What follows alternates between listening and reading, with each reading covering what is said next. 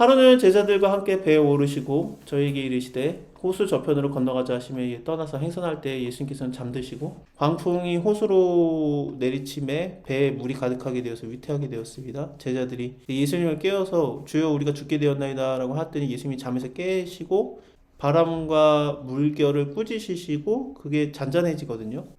이 부분은 어떤 느낌이 들으시면 좋냐면요. 그 예수님이 배에서 자고 있다라는 걸로 좀 보셔야 됩니다. 그러니까 배가 위험한데 위태한데 예수님이 잤다. 그래서 제자들이 와서 깨웠다라는 얘기를 보시면은 이 요나서랑 똑같거든요. 요나서에서 요나가 자고 있었는데 선장이어가지고 이게 깨우지 않습니까? 우리가 죽게 되었는데 너 왜 자냐? 그러면서 깨우지 않습니까? 그래서 물결이 잔잔해지는 일이 있었잖아요. 요나가 물에 빠져가지고 이걸로 통해서 어떤 느낌이 들었냐면 예수님이 요나보다 큰 자다라고 봐주셔야 되고 요나의 했던 일이 생각이 나야 돼요. 요나가 뭐 했지? 이방에게 전도하러 갔었지. 그 생각을 하시면 딱 좋습니다. 그래서 예수님이 지금 이방인을 향해서 전도를 하러 다니시고 있거든요. 그러니까 다음 장에서 제자들을 전도하러 보내는 거예요. 실제로 예수님께서도 직접 거라사 지역에 와가지고 전도하잖아요. 바로 건너편에 오사 군대 귀신 들린 자를 쫓아내는 걸 통해서 보면은 맞은편 거라사, 그러니까 그 이방인의 땅이거든요. 이방인들의 땅에 가지고 이방인에게로 향해서 예수님이 사역하시는 거. 요나도 성공했으면은 예수님이 성공을 못할 리가 없죠. 그래서 여기에서 요나는 니느웨 전체를 회개시키는데 하나님께서 쓰셨고, 그다음에 예수님께서는 이 군대 귀신 들린 자를 구원하시고, 그다음에 다시 오셨을 때 700명의 기적, 4,000명이 구원받는 것이 일어납니다. 그런 것들이, 그러니까 예수님의 복음 전파 사역이 이방인에게 향하고 있었다라는 것을 누가 굳이 쓰고 싶었던 거예요. 왜냐면 자기가 이방인이니까. 그러니까 그런 것들을 좀. 근데 제자들은 어떠냐면은 이걸 보고서 요나보다 큰 자요. 당신이 선지자군요. 이렇게 말하는 게 아니라 저가 누군데 서로 기이 여기면서 말하되 저 사람이 도대체 누군데 물과 바람도 명하니까 순종을 하는 거라고 하면서 기이 여기는 그런 일이 있었습니다. 누구냐고 물어보면 안 되지. 제자들이 얘기를 해줘야지. 우리 예수님 하나님의 말씀이시지. 그렇게 자기네들도 몰라. 이런 상황에서 예수님이 자기랑 같이 다니고 있는 직속 제자들도 자기를 모르고 있는 상황에서 지금 내가 여기까지 가가지고 전도하러 가야 돼. 그러면서 거기까지 가서 전도를 하러 가십니다.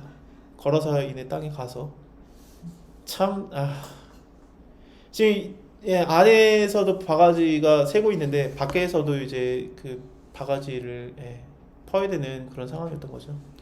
예수님의 사역은 그래서 되게 바빠요. 그러니까 잠도 못 주무시고 되게 바빠요. 약간 그런 게 계속 나오는데 갈릴리 맞은편에 가서 거라사인의 땅에 이르러서 육지에 내리심에 도시 사람들이 귀신 들린 자 하나가 예수를 만납니다. 이 사람은 오래 옷을 입지 아니하고 집에 거하지 아니하고 무덤에 거하는 자인데 무덤 사이가 우리처럼 이제 공동묘지 개념이 아니라 물론 공동묘지입니다만 여기가 매장 방식이 땅에다 묻는 그 매장이 아니라 동굴에다가 그냥 시체를 던져놓는 방식이기 때문에 동굴이 많은 지역이라고 생각하시면 될 것 같아요.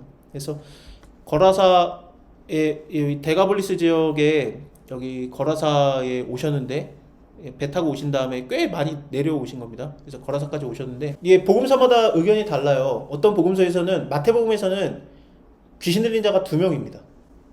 근데 여기 누가복음에서는 1명으로 나오죠. 저는 어떤 의견을 따라가면은 2명의 귀신 들린 자가 있었는데 그 중에 1명만 고침을 받았다라고 보고 있습니다. 마태복음에서는 2명을 쓰는 게 중요했어요. 왜냐하면은 마태는 유대인이기 때문에 2-3사람의 증인이 꼭 필요합니다. 그래서 이 일이 실질적으로 일어났다라는 것을 증명하는 2-3사람의 그게 나오는 것이 필요했었고, 누가복음 입장에서는 이방인이었기 때문에 2-3사람의 증인이 필요하지 않기 때문에 나은 사람만 쓰는 게 맞죠. 그래서 나은 자만 얘기를 하고 있습니다. 이 사람이 예수를 보고 부르짖어서 그 앞에 엎드려서 큰 소리로 불러 가로되 지극히 높으신 하나님의 아들 예수여 나와 당신이 무슨 상관이 있나이까 당신께 구하오니 나를 괴롭게 하지 마옵소서 하니 이는 예수께서 이미 더러운 귀신에게 명해서 이 사람에게서 나오라고 하셨기 때문이다. 귀신이 가끔 이 사람을 붙잡음으로 저가 쇠사슬과 고랑을 매이어 지켰으되 그 맨 것을 끊고 귀신에게 몰려서 광야로 나갔더라. 그래서 이 광야로 이렇게 쫓겨 나가게 되고 막 그러는 자였는데 몰려 나가게 되는 자였는데 예수님께서 이 자를 고치시는 거죠.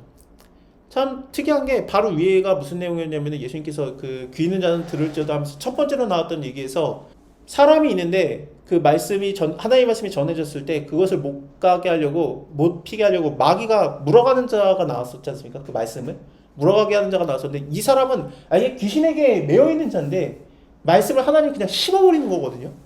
그러니까 뭐 그런 자지만 하나님이 그냥 심어버리는 이 사람 자체가 쉽게 말하면은 좋은 밭인 거예요. 그러니까 사람의 눈으로 볼 때는 저 사람은 첫 번째 사람이 낸데 하나님의 시각에서는 아니야. 이 사람이 좋은 밭이야. 라면서 그 사람을 극적으로 이거의 또 대표적인 게 이 중간 부분이 시작이 어떻게 시작했었냐면은 굳이 안 찾겠습니다. 시작이 어떻게 됐습니까? 막달라 마리아 귀신 들린 여자였는데 7 귀신 들린 여자였는데 예수님을 돕는 자죠. 이 사람도 귀신 들린 자였는데 예수님을 전파하는 자가 되죠. 가운데 귀신이 말씀을 물어가는 자도 있고 그런데 이 사람은 이 앞에 뒤에 사람은 사실은 좋은 밭이었다. 그래서 열매를 맺는 자들이라고 예수님이 표현을 한 겁니다. 그러니까 겉으로 우리가 판단할 수 없다라는 얘기를 계속하고 있는 겁니다. 아, 저 사람은 구원받아야 돼. 그렇게 볼 수 없는 거죠. 저 사람은 좋은 밭이야. 아닐 수도 있어요. 그러니까 몰라요. 그러니까 가룟 유다가 굉장한 신용을 받았었지만 얼마나 신용을 받았냐면은 예수님께서 나를 파는 자가 있다. 그러면 누굽니까? 지금 나랑 같이 빵을 대는 자 하면서 예수님이 이게 찍어가지고 빵을 전해줬어요. 가룟 유다한테. 사도 요한이 예수님의 품에 이렇게 기대서 예수님의 머리가 있으면 사도 요한의 머리가 여기 있어요. 그래서 이걸 내놓을 때 이 손 모양을 여기 밑에서 같이 봤거든요. 그래서 이제 가룟 유다한테 보는 거를 봤어요. 남들이야 그렇다 쳐도 사도 요한 자체는 예수님을 파는 자가 누굽니까? 얘야. 그래서 딱 줬는데 가룟 유다인지 보여줬는데 그들이 그걸 못 깨달아요. 그 정도로 신용을 받았어요. 가룟 유다가. 누가 봐도 좋은 밭이지. 근데 그 자가 좋은 밭이 아니라 예수님을 팔자였던 거죠. 정확하게는 성경적 개념에서 볼 때는 돈에 넘어가서 파는 자입니다. 그래서 재리 유혹도 넘어간 자고 사단에게도 이제 그 말씀이 뺏긴 자예요. 그러니까 여러 가지로 표현되는 자인데 그 자가 그렇습니다.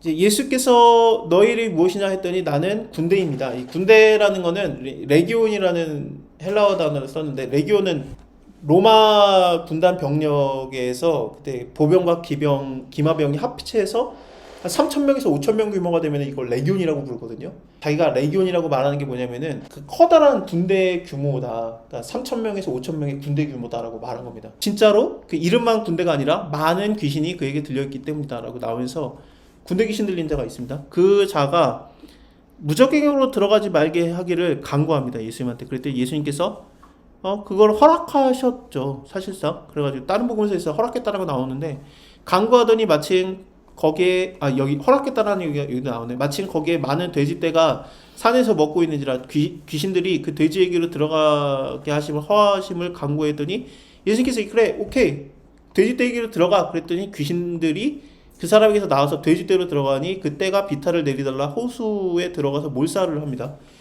그러니까 이 돼지가 물에 들어가서 죽는 장면이 이게 굉장히 충격적이거든요. 왜냐하면 돼지는 수영을 잘해요.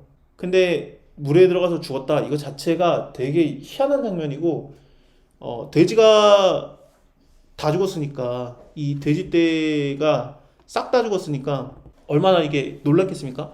그래서 치는 자들이 그걸 보고서 도망가가지고 성내로 와서 촌에 고하니 사람들이 그 된 것을 보고 와서 예수에게 이르러서 귀신이 있었던 사람이 나가서 이제 옷을 입고 정신이 온전해져서 예수님 발 앞에 앉은 것을 두려워합니다. 귀신 들렸던 자의 어떻게 구원받은 것을 본 자들이 저희에게 이르되 거라사인의 땅 근방의 모든 백성이 크게 두려워해서 떠나기를 구하였더라. 그래서 예수님이 이제 떠나가거든요. 그러니까 귀신이 이겼냐? 귀신이 지금 예수님을 쫓아냈네. 사람들을 두렵게 해가지고 이제 떠나가게 해달라고 예수님을 부탁하니까 그러면은 이게 귀신의 승리 아닌가라고 보겠지만 예수님께서는 전략적으로 떠나가셨다라고 보는 겁니다. 예수님께서 전략적으로 가실 수밖에 없었던 게 왜냐면은 그 귀신 들린 자가 이제 귀신이 나갔죠. 그래서 함께하기를 구하거든요. 막달라 마리아랑 별로 다르지 않죠. 막달라 마리아도 7 귀신이 들렸었으니까 예수님 후원하는데 그래서 나도 하나님과 함께하기를 예수님과 함께하기를 원합니다. 그랬더니 예수님께서 하는 게 뭐냐면 너는 나랑 따라오지 마. 집으로 돌아가면서 예수님께서 그에게 일을 맡기십니다. 하나님이 너에게 어떻게 큰 일을 행하셨는지 일일이 고하라 라고 하니까 목자들, 그를 치는 자들은 지금 예수님의 일들을 고하면서 너네가 예수님을 여기다 두면은 저 돼지가 왕창 죽는 경제적인 타격을 받을 수 있다라고 외치고 있는 거고, 하지만 경제적인 이유로 재리의 염려로 그 말씀을 잃는 자, 세 번째 나왔던 말씀이었죠. 그 자들이 잔뜩 있는데 거기에서 그것을 두려워하지 않고 니는 내 말을 그대로 고하라 라고 하면서 이 일을 고했을 때 다시 돌아왔을 때 이 사람이 돌아다니면서 내가 이렇게 하나님께서 나에게 큰일을 행하셨다라고 온 성내에 전파하는 자가 이게 맞붙는 겁니다. 예수님이 없어요. 여기 예수님도 없고 예수님의 제자도 없는데 이 자 혼자 이방인 지역에서 이 자가 이깁니다. 예수님이 다시 돌아오셨을 때. 그래서 여기서 예수님이 딱 오셨다는 얘기를 듣고 4,000명이 모이는 겁니다. 그러니까 내가 믿음이 적은데 어떻게 합니까? 내가 약한데 하나님 어떻게 합니까? 하나님이 함께 하시니까 상관없어요. 이제 새 신자인데 4,000명을 전도해와요. 이 지역에서. 다시 돌아오는 거는 조금 지나야 되니까. 예수님이 이 일을 하시고 돌아오심에 무리가 환영하니 이는 다 기다렸습니다. 이에 회당장 야이로라고 하는 사람이 와서 예수의 발 앞에 엎드려서 자기의 집에 오시기를 간구하니 이는 자기에게 12살 먹은 외동딸이 죽어함이라. 그래서 12살 먹은 외동딸, 그 다음에 예수님께서 가실 때 무리가 그러니까 그 에워싸 밀고 여기에 12회 12년 동안 혈루병을 앓는 여자가 서로 비교가 되죠. 그래서 여기서는 12살 먹은 외동딸, 여기서는 12년 동안 혈루병을 앓았던 그냥 무명의 여자, 여기서는 야이로의 딸, 유명한 회당장 야이로의 딸, 여기서는 무명의 여자입니다. 이 여자는 마테마가 누가복음에 다 나오는데 혈루병 여자는 끝까지 이름이 안 나오는 무명의 여자인데 이게 겉으로는 모르는 거예요. 그러니까 겉에서는 회당장이 더 좋은 밭이고, 물론 좋은 밭이에요. 좋은 밭이고 좋은 밭인 사람들인데 사실상 100배 열매는 여기서 내있고 30배 열매는 여기서 나왔던 거죠. 이 여자가 더 대단한 믿음이 있었던 겁니다. 이 혈루병을 앓던 여자가 의원들에게 그 가산을 다 허비하였으되 아무런 고침을 받지 못하던 여자가 예수의 뒤로 와서 그 옷가에 손을 대니 혈루증이 즉시 그쳤더라. 예수께서 가라사대 내게 손을 댄 자가 누구냐 하시더라. 다 아니라고 할 때 베드로와 함께 있는 자들이 가로되 주여 무리가 당신을 다 에워싸 밀고 있습니다. 근데 누가 만졌다니요? 예수님께서 아니야, 내게 손댄 자가 있다. 내게서 능력이 나간 줄을 알미로다. 예수님에게서 능력을 나가게 한 자거든요. 야, 이게 참 진짜 예수님이 알았겠죠. 알았는데 모르는 것처럼 찾았어요. 예수님이. 하나님은 부정해질 수 없기 때문에 그와 닿는 자는 나아야 됩니다. 그 부정한 여자가 닿으면은 예수님이 부정해질 수 없기 때문에 나아야 되는데, 물론 다른 사람들도 부정하고 죄인들이죠. 근데 수많은 사람들이 예수님을 만졌지만 예수님이 만졌다라고 인정한 자거든요.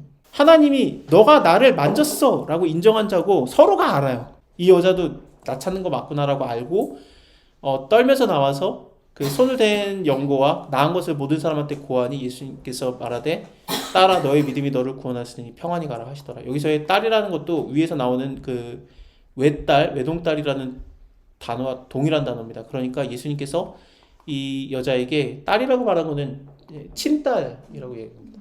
그러니까 너는 나의 친딸이다. 그러니까 내가 하나님의 가족이 되는가, 이거를 지금 누가복음에서는 계속 얘기하고 있는데 이거밖에 없어요. 내가 능력이 뛰어나고 믿음이 더 좋아야 되는가? 아닙니다. 하나님의 가족이 되는 방법밖에 없어요. 그래서 하나님의 가족으로서 예수님이 인정해 주는 거죠. 너 왜 나 만졌어? 이 부정한 여자에 그러지 않고 너 내 딸 맞아. 위에서 나왔던 당신의 모친과 당신의 동생들이 왔나이다. 누가 내 모친이며 내 동생이냐. 하나님의 말씀을 듣고 행하는 이 사람들이라. 나는 이 동생, 내 딸, 이런 그 가족의 개념으로 들어가게 되는 자였던 겁니다. 근데 아직 말씀을 하실 때 우리는 그 정도의 믿음이 없기 때문에 회당장의 믿음 정도는 있어요. 그래도 우리가 다. 그러니까 힘든 일이 있으면 하나님이 오셔서 임하시옵소서, 안수하시옵소서, 주의 영광의 빛을 비추사 우리가 낫게 없어서 그걸 원하지 않습니까? 그래서 이거를 원했더니 이미 늦은 거예요. 당신의 딸이 죽었나이다. 선생을 더 괴롭게 하지 마소서. 예수께서 들으시고 가라사대 두려워 말고 믿기만 하라. 그리하면 너희 딸이 구원을 얻으리라. 집에 이르러 베드로와 요한과 야고보와 및 아이의 부모 외에는 함께 들어가기를 허하지 아니하시고 모든 사람들이 아이를 위해서 울며 통곡할 때 예수님께서 울지 말아라. 죽은 것이 아니라 잔다. 저희가 죽은 것을 아는 거로 비웃었더라. 왜 비웃냐면은 이 우는 자들이 실질적인 여기 부모의 가족 외에는 상조를 산 거거든요. 그래서 그 아이고 아이고 하는 사람들을 돈 주고 산 거기 때문에 그 사람들이 비웃은 거예요. 죽었는데 그러면서 살아났다 그러면 기뻐하는 게 아니라 비웃었던 게 상조니까. 근데 이걸 통해서 우리가 또 알게 되는 게 뭐냐면 상조를 샀다라는 게 뭐냐면 이 딸이 죽었다라는 게 확신이 되는 거거든요. 확실히 죽었기 때문에 상조를 산 거 아닙니까? 그래서 예수께서 아이의 손을 붙잡고 이게 손을 붙잡으면 어떻게 되냐면 죽은 자기 때문에 레위기법에 의해서 대제사장과 제사장의 법에 의해서 대제사장은 나시리는 시체를 만지면 안 됩니다. 아론의 아들들은 가족의 죽음에 대해서 장례를 치를 수 있는 시체를 만지는 것이 허해지지만 대제사장은 나시리는 부모도 안 돼요. 그러니까 삼손 같은 경우에도 나시린이기 때문에 부모의 죽음에 동참할 수 없고 대제사장은 죽음에 동참하면 안 됩니다. 예수님은 대제사장이시잖아요. 그리고 또 완전 선택받은 자, 나시린 중에 나시린이 되시기 때문에 구별된 자 중에 구별된 자죠, 예수님은. 그렇기 때문에 예수님은 시체를 만지면 안 됩니다.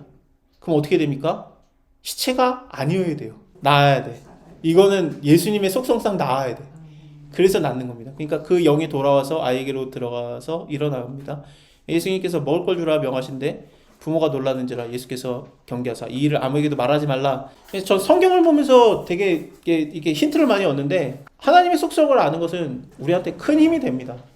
그래서 하나님의 속성상 하나님이 나한테 이러실 리가 없다. 내 지금 상황이 나아야 돼. 그래요. 그러면은 이제 내가 믿음이 너무 좋으면은 하나님이 날 알 것도 없고 볼 것도 없고 내가 주님의 뒤에 가가지고 내가 주님의 끝에만 내가 닿아도 내가 낫겠네. 근데 그 믿음이 없잖아요. 그러니까 우리가 어떻게 기도합니까? 주여 내 문제에 오시옵소서, 임하시옵소서. 그리고 해결하옵소서. 사람들이 볼 때 야 이미 늦었어. 지금 어떻게 하냐 하면서 비웃어도 아니야 하나님이 하시면 해. 그러면서 늦은 게 어딨어 하나님한테. 지금 하면 하는 거지. 그러면서 하나님의 속성상 도와달라고 하면은 이게 참 괜찮은 기도 방법이에요. 이게 기도를 방법이라고 할 수는 없지만 기도라는 게 하나님과의 관계인데 하나님과의 관계, 하나님의 속성과 하나님의 뜻과 신성을 알면서 우리가 하나님한테 요청도 하고 대화도 하고 때로는 우리가 굴복도 하면서 주님께 그 관계를 지속시키는 거죠.